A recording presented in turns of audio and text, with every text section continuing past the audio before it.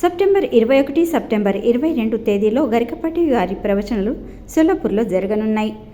ప్రముఖ తెలుగు సహస్ర అవధాని పద్మశ్రీ డాక్టర్ గరికపాటి నరసింహారావు వీరి యొక్క ప్రవచనాలు ఈ నెల 21, 22 తేదీలో పట్టణంలో అక్కల్కోట్ రోడ్డు వైపున ఉన్న ఎంఐటీసీలోని పద్మావతి కన్వెన్షన్ హాల్ ఇక్కడ సాయంత్రం 5:30 నుండి రాత్రి 8:30 వరకు ఉండనున్నది. అయితే federation of Telugu association of Maharashtra ఎఫ్టామ్ పట్టణ ఆర్గనైజింగ్ కమిటీ అధ్యక్షుడు పెంటప్ప గడ్డం వీరు ఆదివారం నాడు విలేకరి సమావేశంలో ఈ వివరాన్ని తెలిపారు.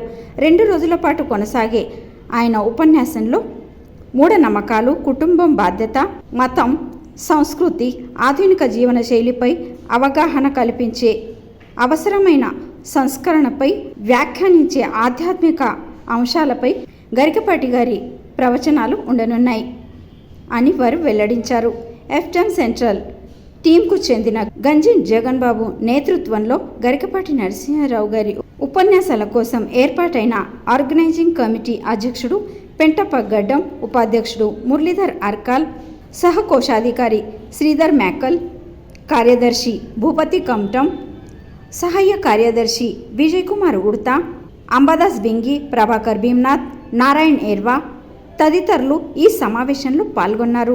సుమారు 200 సంవత్సరాల క్రితం నిజాం స్టేట్ ప్రస్తుతం తెలంగాణ నుంచి ఇక్కడికి జీవనోపాధి కోసం వచ్చి స్థిరపడిపోయిన తెలుగు వారికి గరికపాటి నరసింహారావు గారి ఉపన్యాసం ఒక వేడుకగా మారనుందని వారు పేర్కొన్నారు.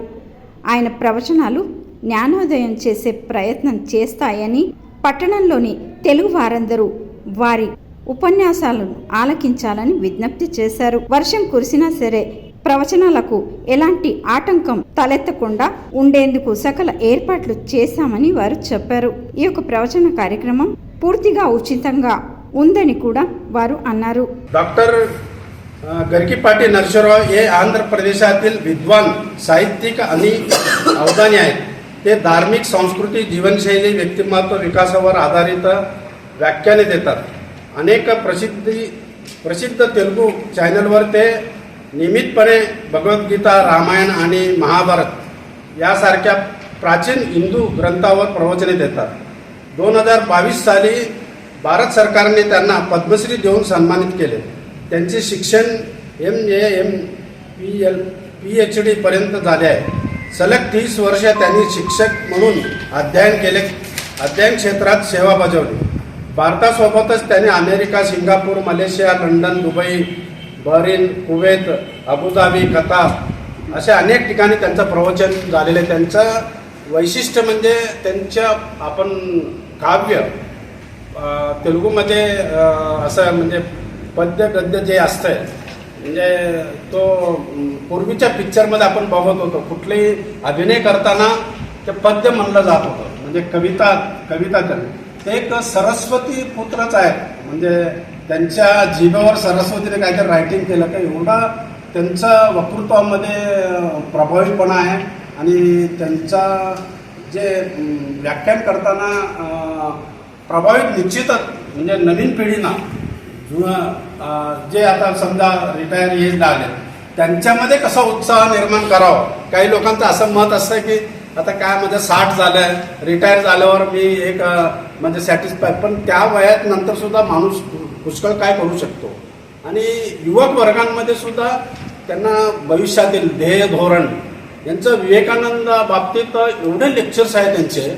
विवेकानंद बाबतीत त्यांचा फार प्रभावित त्यांना विवेकानंदला मानता येईल म्हणजे या गरकीपाटी नरसिंहराव यांचा.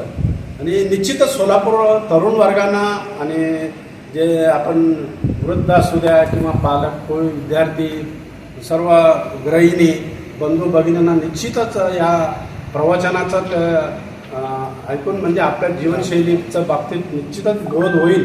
तर याच्यात हे जे प्रवचन जे पद्मावती कन्व्हेन्शनमध्ये जे होतं आहे तो सर्वांसाठी खुला आहे, म्हणजे फ्री आहे. म्हणजे ते सर्व आम्ही त्या हॉलमध्ये व्यवस्था केलेली आहे. आणि जरी पाऊस आला तरी सुद्धा आम्ही ते सर्व प्रकारच्या व्यवस्था केल्या नाही. ही प्रवचन सर्वांसाठी खुलं आहे आणि फ्री आहे.